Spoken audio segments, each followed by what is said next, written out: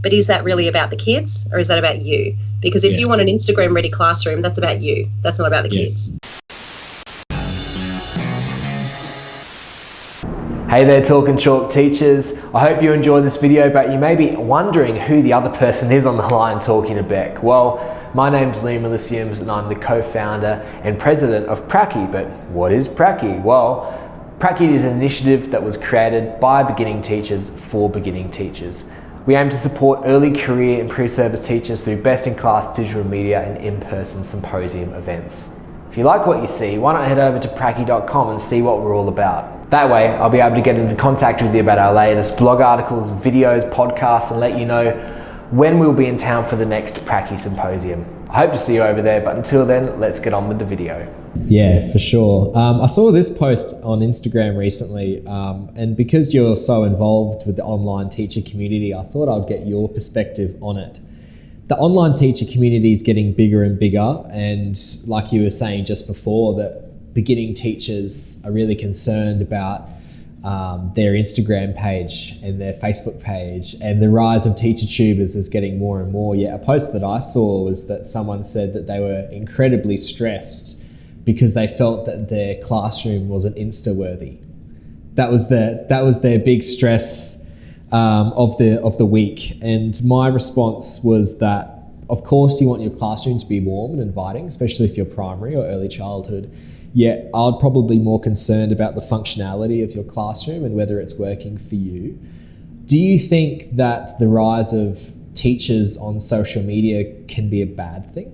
So the thing is, a lot of those people that you follow on Instagram are not necessarily teachers in classrooms. A lot of them are educators selling things, which is why they make it pristine, perfect, rainbow, thematic, whatever it is.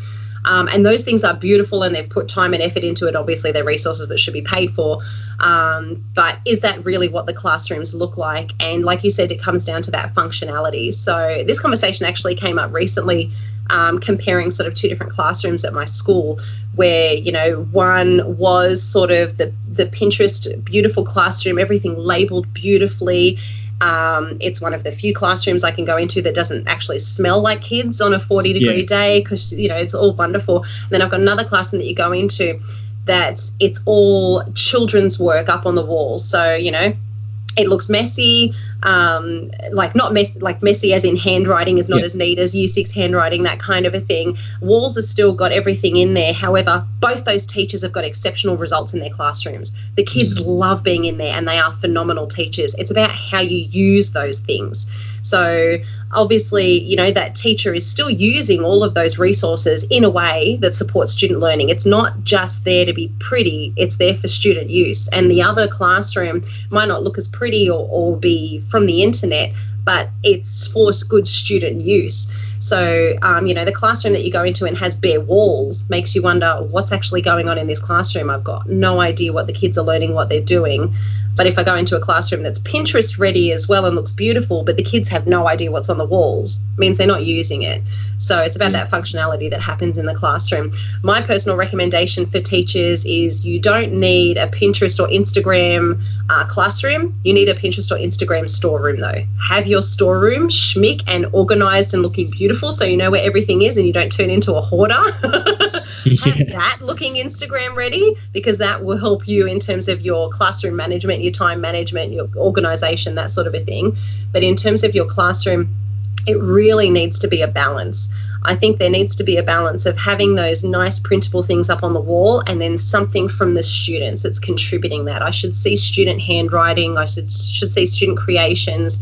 You know, all of those artworks that we look at, I don't want to see copied images of the same things on there. We should see each kid's personality coming through in the work that's displayed in the classroom.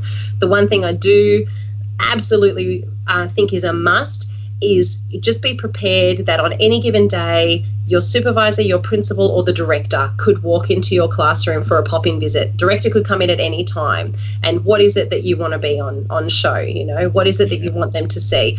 And directors and principals don't want to see absolutely still silent students with a rainbow classroom. They just want to see learning. They want to. That doesn't matter if it's noisy or messy. They want to see learning that's going on. So, you know, when teachers are thinking of those classrooms like that, it's one thing to spend all of your holidays having everything ready to go. But is that really about the kids, or is that about you? Because if you want an Instagram-ready classroom, that's about you. That's not about the kids.